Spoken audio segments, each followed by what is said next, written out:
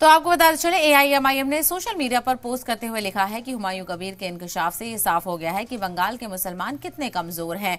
MIM ऐसे किसी भी बयान से खुद को नहीं जोड़ सकती है जिससे मुसलमानों की ईमानदारी पर सवाल उठे। आज से एआईएमआईएम ने कबीर की पार्टी के साथ अपना इत्तेहाद तोड़ दिया है। बंगाल के मुसलमान सबसे गरीब, नजरअंदाज और इस्तेहसाल वाले तबके में से एक हैं।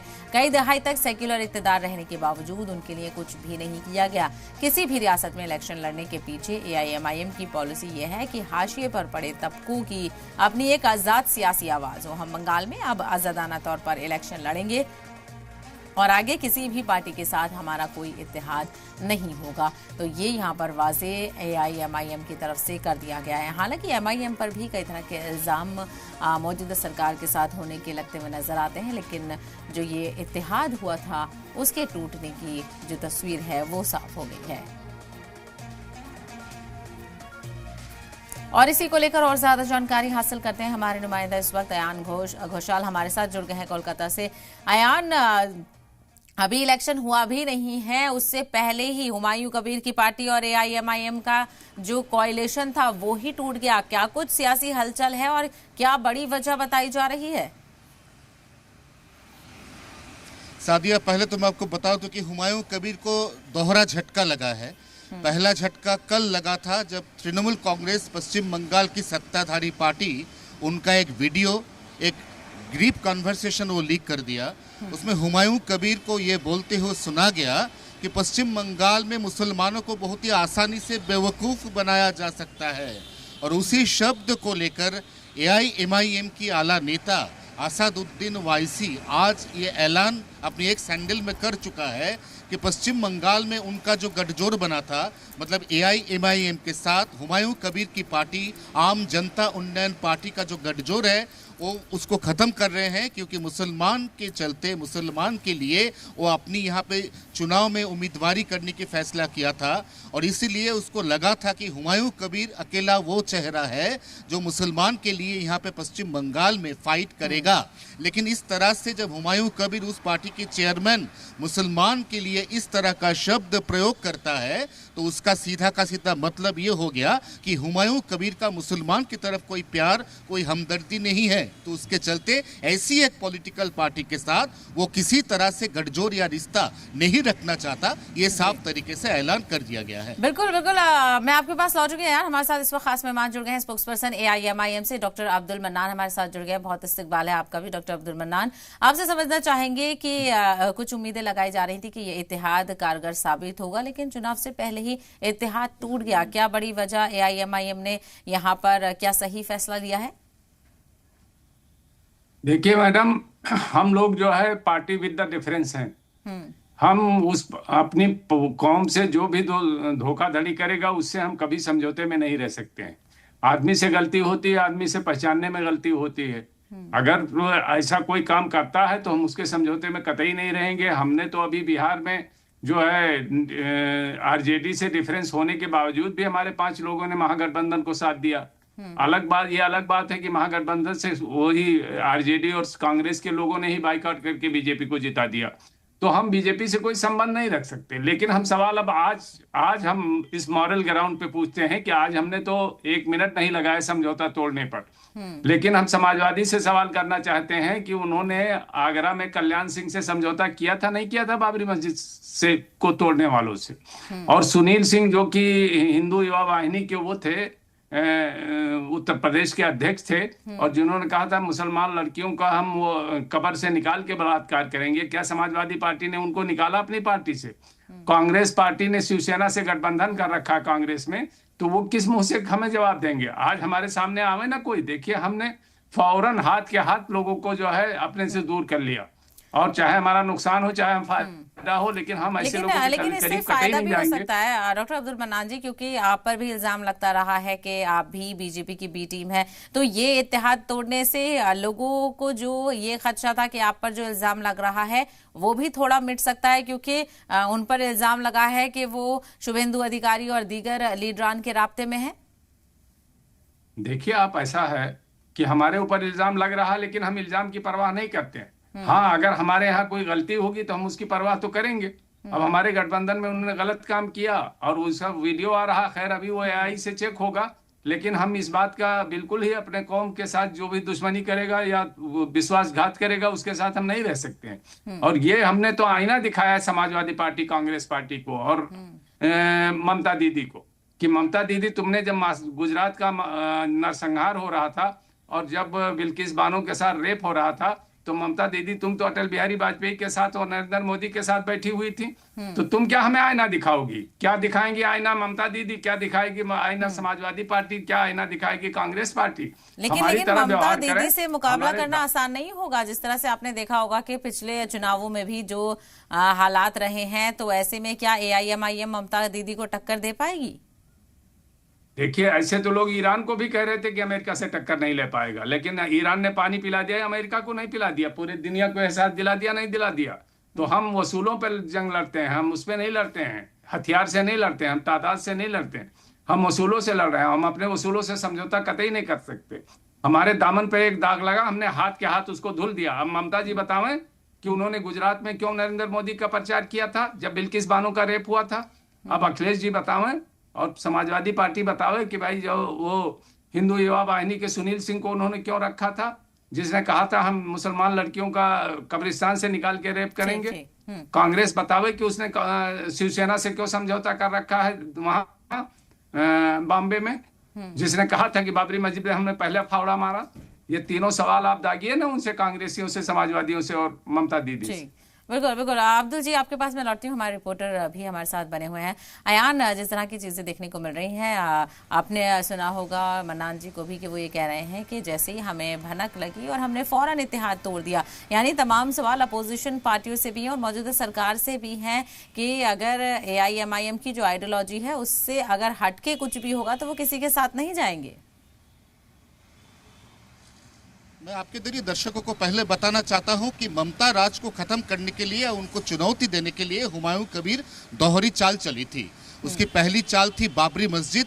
बाबरी मस्जिद एक ऐसी सेंटिमेंट है जहां पे पश्चिम बंगाल की मुसलमान की एक टुकड़ा वो हुमायूं कबीर के साथ जाने के लिए तैयार था, क्योंकि बाबरी मस्जिद उसका जब डेमोलिशन हुआ था उसके चलते मुस्लिम के दिल में ठेस पहुंचा था। ये जो सेंटिमेंट है ये हुमायूं कबीर पूरी तरह से अपनी कौमी फायदे के लिए इस्तेमाल करना चाहता था। और उसका दूसरी चाल ये था कि AIMIM जो कि जाने माने एक ऐसी पॉलिटिकल पार्टी है जो कि मुसलमान के हक के लिए बात करती है, उनको अपनी जुट में शामिल करना। अब ये दोहरी चाल हुमायूं कबीर की उल्टा पड़ गया, क्योंकि एक ऐसा वीडियो लीक हुआ जहां पे ये साफ तरह से दिख रहा है कि हुमायूं कबीर को मुस्लिम के साथ कोई ताल्लुकात, मुस्लिम के पास कोई हमदर्दी बचा नहीं। वो सिर्फ और सिर्फ अपनी जो पॉलिटिकल कैरियर है, अपनी जो कौमी इंटरेस्ट है, उसको भरपूर करने के लिए, उसके भरपाई करने के लिए ये पूरा का पूरा चाल चला था। हालांकि हुमायूं कबीर का ऐसा दावा है कि ये जो वीडियो है ये डीप फेक है, ये AI से बनाया गया है, लेकिन उनका ये जो दावा है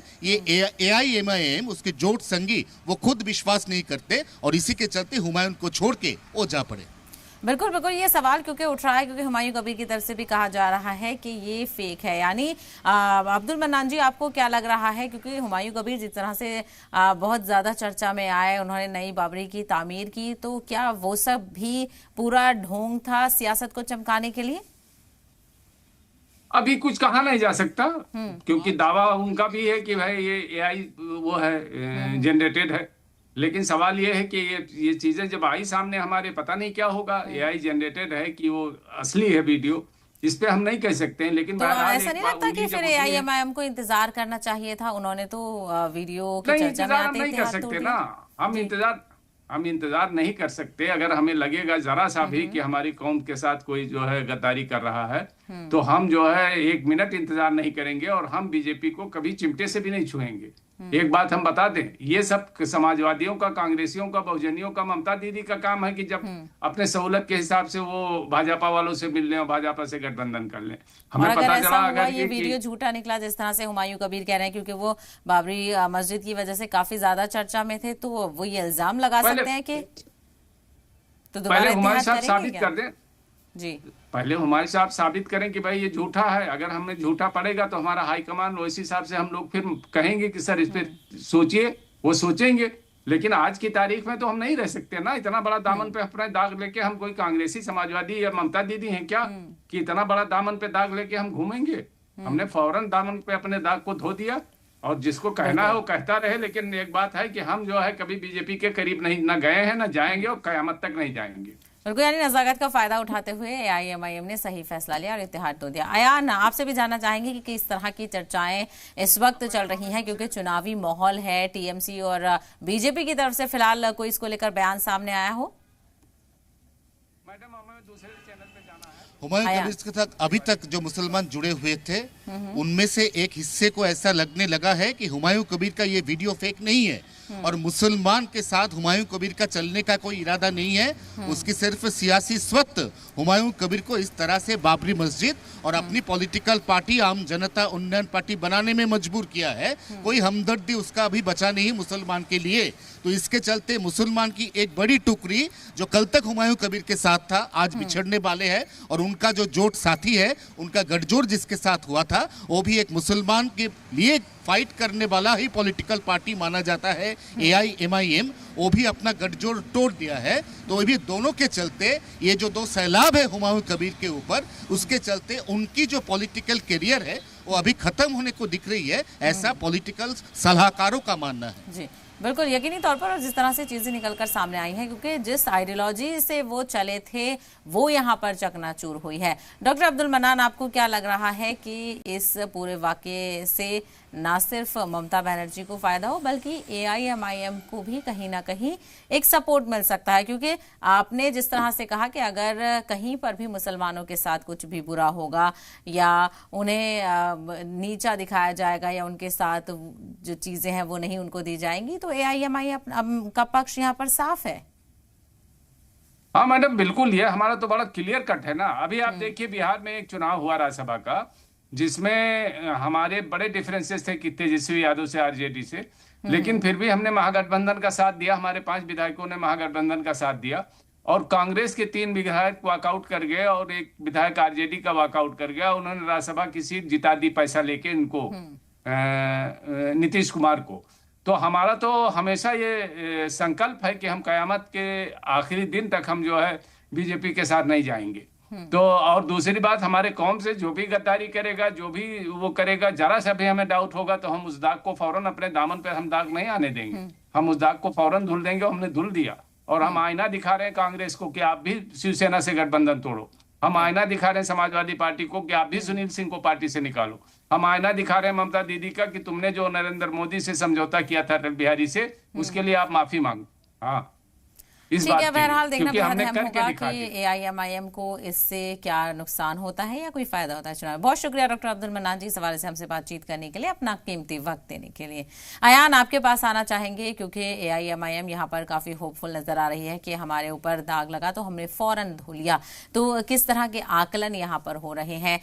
जो पॉलिटिकल एक्सपर्ट्स हैं वो इसको क्या एमआईएम के फेवर में देख रहे हैं या ममता बनर्जी के फेवर में देख रहे हैं?